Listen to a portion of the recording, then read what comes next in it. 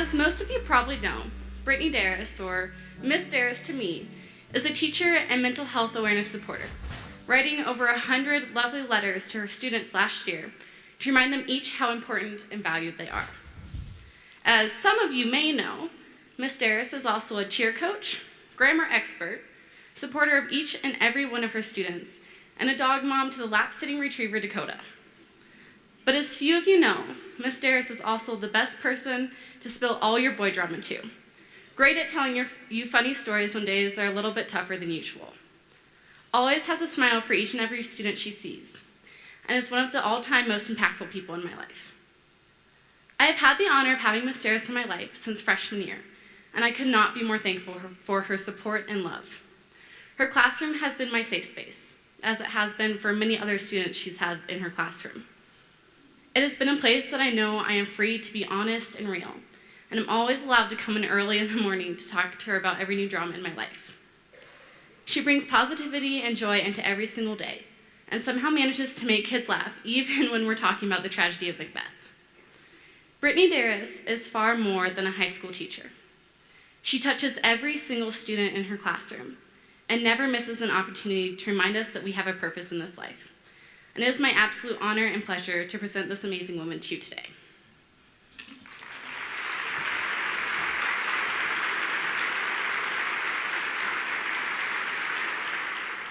Brittni, I am honored to give you the Hero of Mental Health Award from AspenPointe for 2016.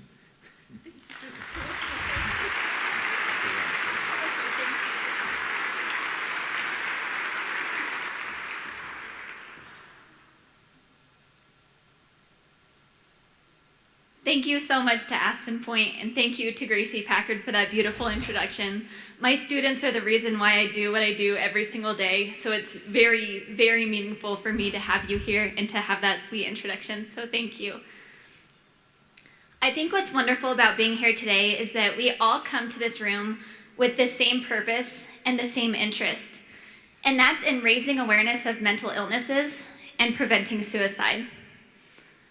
When I think about suicide, I know that all of us can make a difference in the way we spread compassion and the way we spread words of kindness that then trickle.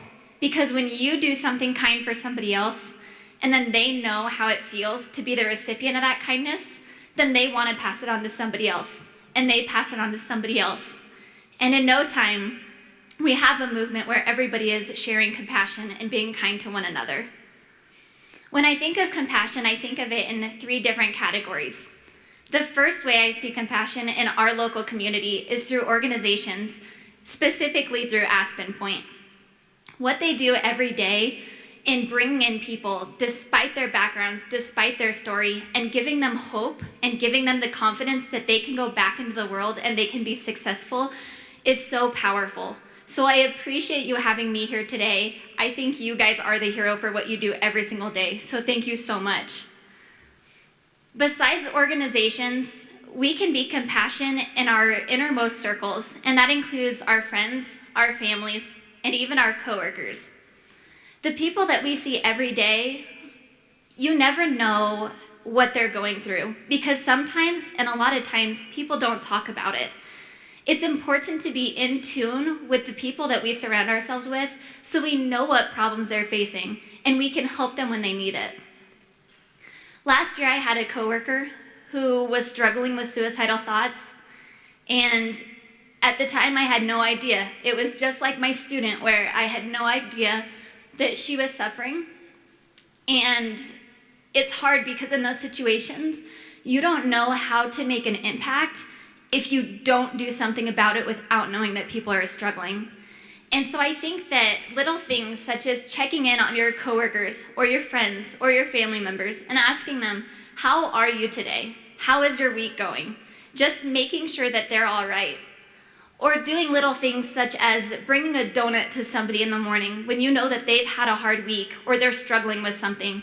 Or maybe just because you want to put a smile on their face by bringing that donut, and that's the first thing they're going to see in the morning. By doing those small acts for our friends, for our families, for coworkers, and the other people that we see every single day, it's going to make a difference in our close-knit communities, and it's our responsibility to take care of those people that we see every day. The last place that I see compassion is not necessarily in just organizations or just in our close-knit circles, but it can happen anywhere, at any moment, and for anybody. If you're walking down the street and you see a stranger, say hello and ask them how they're doing, because you don't know what battles they're facing, and saying hi to them or just acknowledging their existence could be something that could make a difference in their life. When I was driving here today, I heard 2 people blare their horns at other cars driving down the road, and I had to pause for a minute and think about it. When we're honking horns at people because we're angry about one thing or another, we're not taking into account what else is going on behind the scenes. If you have somebody who's sitting at a red light and the light turned green and they didn't move, maybe it's because they're eating their breakfast, which is frustrating and probably also illegal. But besides that, they could be eating their breakfast because they have a small child at home who was up crying all night and they didn't get a lot of sleep. So they slept in, they woke up late, and they were eating their breakfast in the car. On the other hand, what if they're just sitting at the light because they're not paying attention? They might be thinking because they just went through a divorce. And you don't know what they're battling, but it's important to be sympathetic and be understanding. And instead of blasting the horn and driving past them and showing them an unpleasant finger, I think it's important to recognize that everybody goes through their own battles and their own struggles. And for some people, that one battle could be that last battle. That could be the last moment that they think, that's it, there's no point in doing this anymore. So my challenge to you is to continue to spread compassion, not just to those around you, but to absolutely everybody. Strangers that you pass in the streets, people you know, do little things to show them that you care, smile, and spread kind words. And by doing that, we can all make a difference and we can all save lives. Thank you so much.